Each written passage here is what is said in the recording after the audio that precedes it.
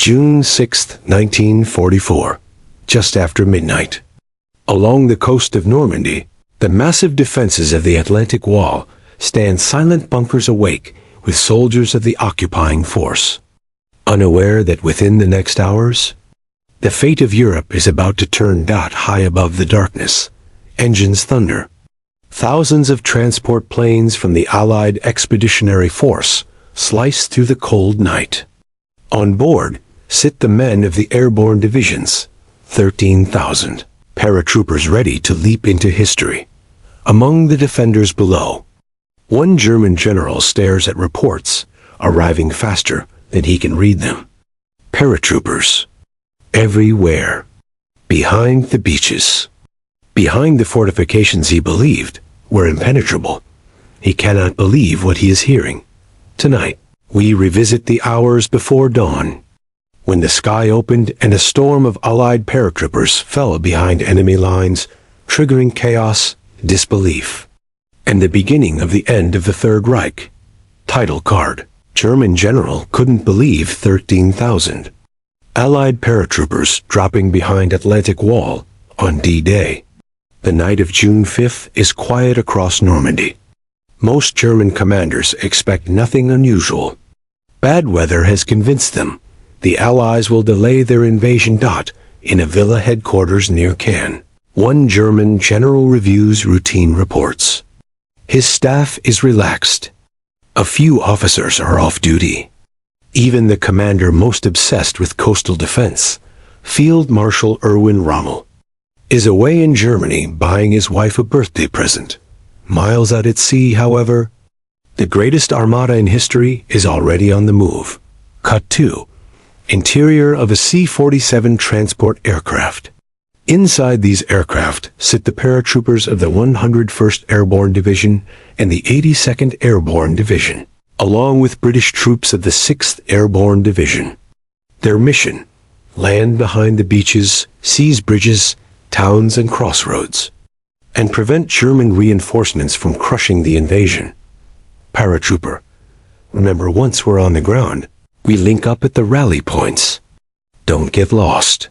But many will get lost. Navigation errors, clouds, flak, and chaos will scatter the airborne assault across miles of countryside. And that chaos will be the strike that sends shockwaves through German command. Shortly after midnight, German radar stations along the coast detect something large formations approaching.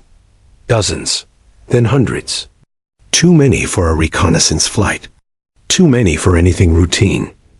Inside the command bunker near the Cotentin Peninsula, the German general receives the first call. German signal officer, Herr General. Large number of aircraft crossing the coast. Unknown type. Altitude 500 to 1,000 meters. General. How many? Officer. Too many to count, sir. Narrator, moments later. Paratroopers begin leaping into the night over the town of Saint-Mère-Église, just inland from the beaches that will soon be known as Utah Beach. Cut to paratroopers jumping. Paratrooper yelling, "Go! Go! Go!" Narrator. The general receives another call. Radio operator. Herr General. Enemy paratroopers. Dropping behind our lines. General. How many? Operator. Hundreds. No thousands. Narrator. The general tries to make sense of it. Paratroopers? Behind the Atlantic Wall? It was unthinkable.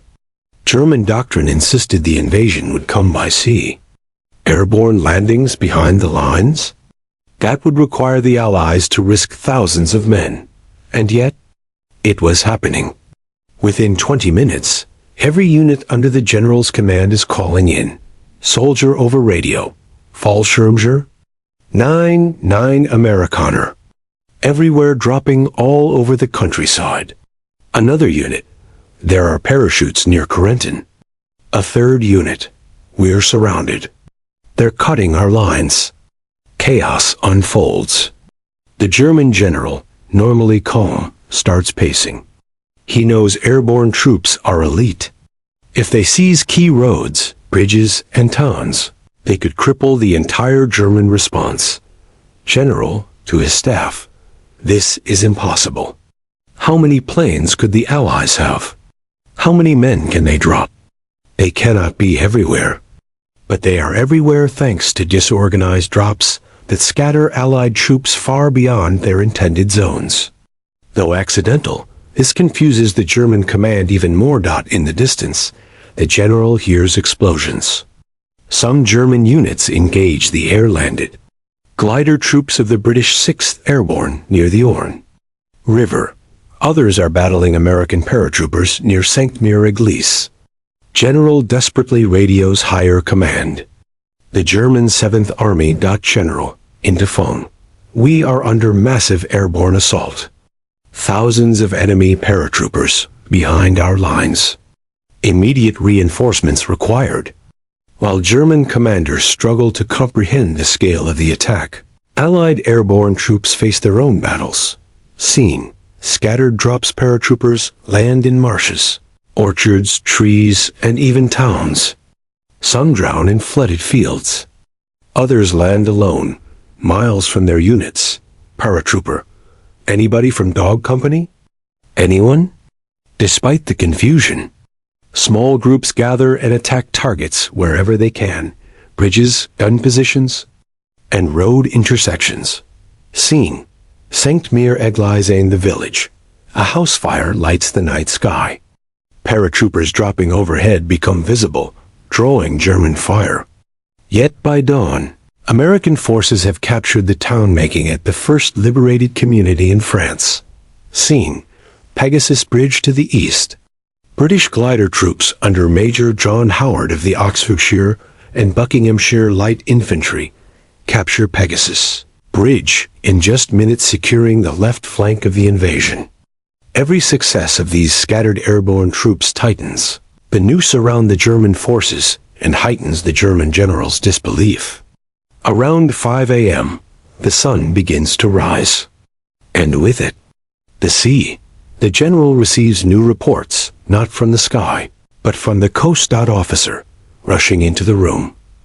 Herr General, hundreds of ships offshore. The invasion has begun. General, stunned. Airborne. To cut our roads. Naval forces. To break our walls. It is the invasion. The real invasion. For the first time, the German general understands the scale of the disaster unfolding. The paratroopers dropping behind the Atlantic Wall were never meant to seize Normandy alone.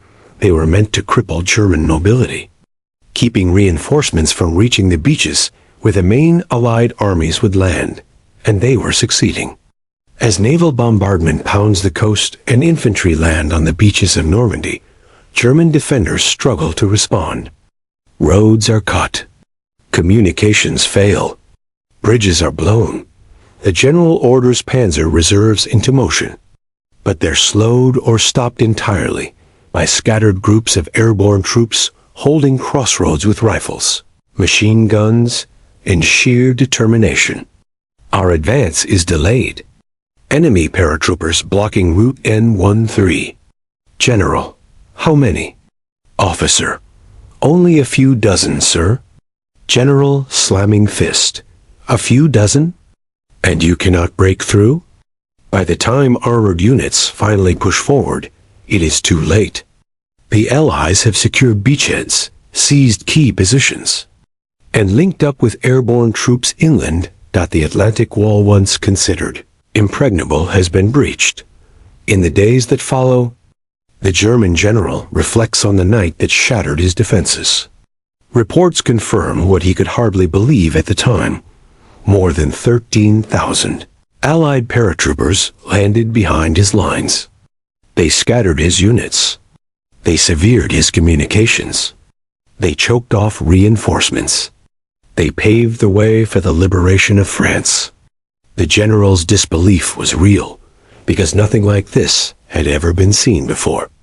The airborne assault on D-Day was one of the most daring operations of the Second World War, and its impact reshaped the battlefield before dawn ever reached the beaches. June 6, 1944 was not just an invasion. It was a storm from the sky. And for one German general, it was a nightmare he could never have imagined.